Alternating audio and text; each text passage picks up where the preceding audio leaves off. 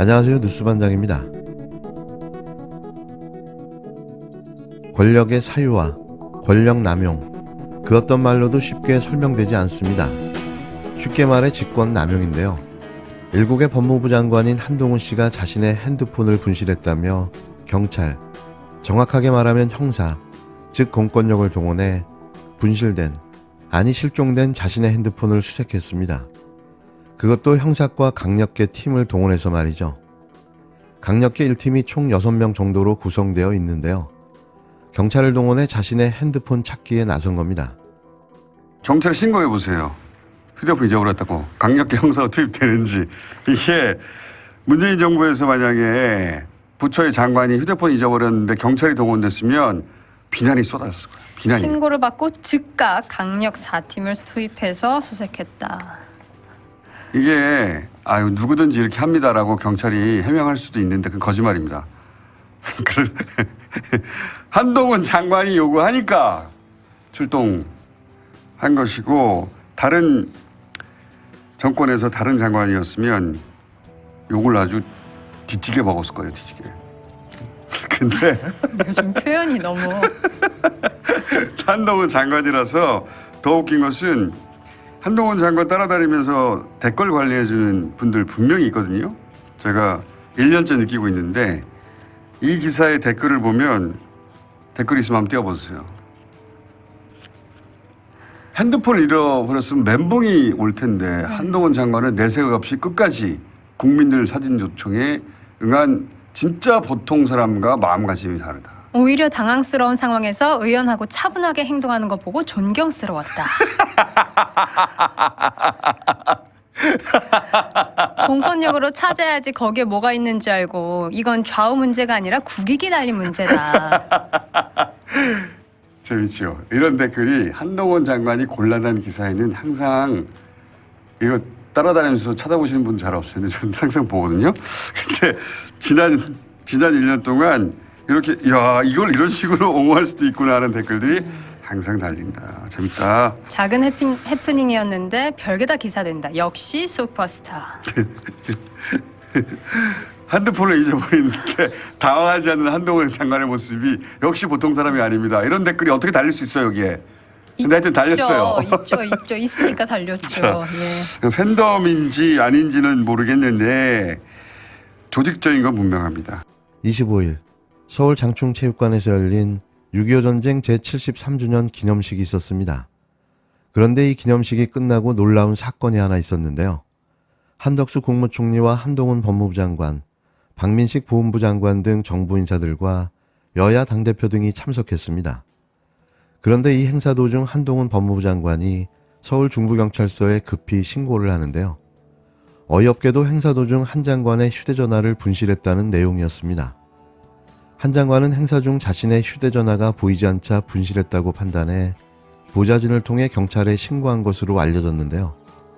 이건 분명한 공권력 남용에 해당하는 사안으로 보여집니다. 일반 국민이 핸드폰을 분실했다고 신고했다면 이런 일이 벌어졌을까요?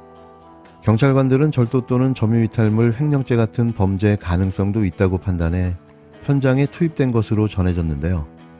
이후 CCTV 등을 분석한 경찰은 행사 참석자 중 한 명이 한 장관의 분실 휴대폰을 습득한 것으로 파악했습니다.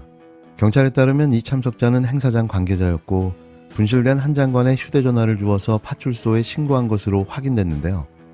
경찰 관계자는 휴대전화를 분실물로 맡겼기 때문에 범죄 혐의점이 없다며 한 장관에게 휴대전화를 돌려준 뒤 사건을 종결했다며 말 그대로 해프닝이라고 설명했습니다.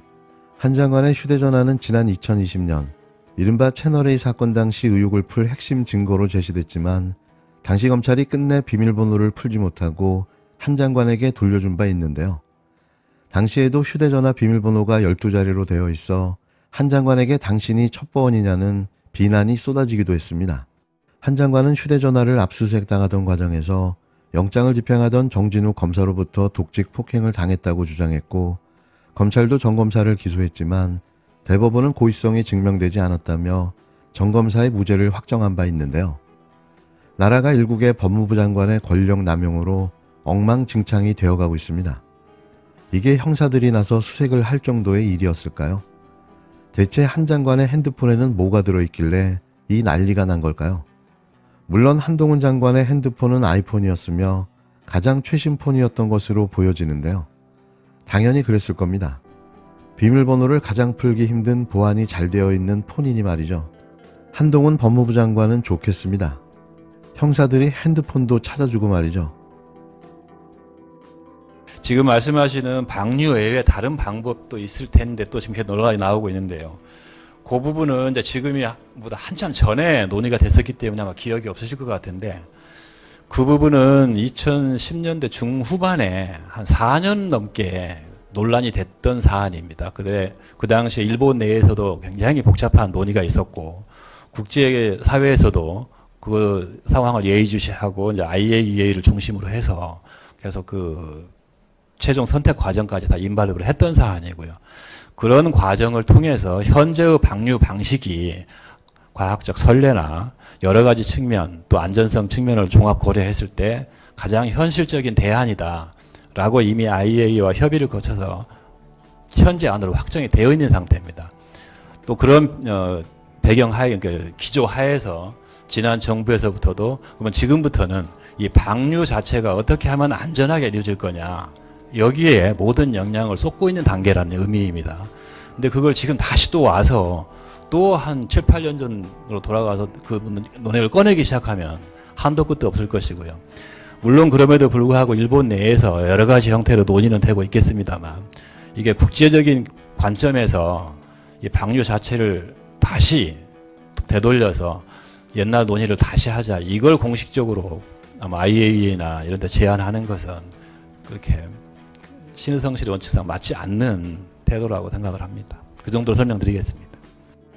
정부가 일본 후쿠시마 원전 오염수 방류 문제에 대해 당시 일본 내에서도 굉장히 복잡한 논의가 있었고 IAEA 등이 최종 선택 과정까지 관여했는데, 현재의 방류 방식이 과학적 선례, 안정성 등을 종합적으로 고려했을 때 가장 현실적인 대안이라고 판단돼 확정된 것이라고 언급했습니다. 이게 대한민국 정부가 할 말인가요? 일본의 입장을 또다시 대변하고 나선 대한민국 정부. 가장 현실적인 대안이라는 발언이 충격적이기까지 한데요. 제정신일까요? 26일 박구현 국무 1차장은 방류 결정 자체를 되돌려 국제원자력기구 등에 다른 방식을 제안하는 것은 신의성실 원칙상 맞지 않는 태도라며 이같이 말했습니다. 이는 민주당이 IAEA를 포함한 국제사회 등의 일본 오염수 방류의 문제점을 지적한 서한을 보낸 것을 두고 한 발언인데요. 어처구니가 없습니다. 그냥 일본을 위해 존재하는 나라가 되어버린 대한민국. 비참하기 짝이 없는데요. 어쩌다 나라가 이 모양 이 꼬라지가 된 걸까요?